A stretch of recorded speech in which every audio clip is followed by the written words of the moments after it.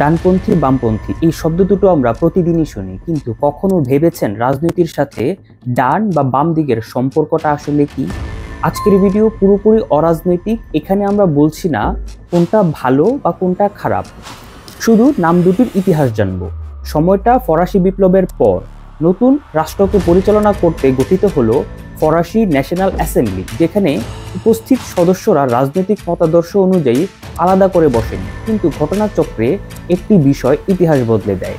Assembly কক্ষে যারা বিপ্লবের সমর্থন করেছিল, তৃতীয় শ্রেণীর প্রতিনিধিরা, তারা রাষ্ট্রপতির বাম পাশে বসেন।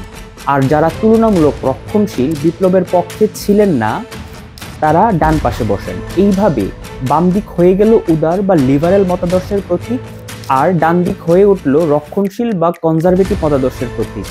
ধীরে ধীরে এই বসার সিট অ্যারেঞ্জমেন্টের উপর ভিত্তি করেই তৈরি হলো দুটি term, left wing and right wing.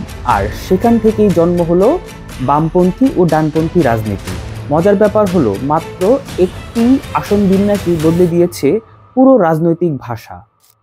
আর আজও সেই ডান বাম বিশ্ব রাজনীতির সব থেকে প্রচলিত পরিচয়।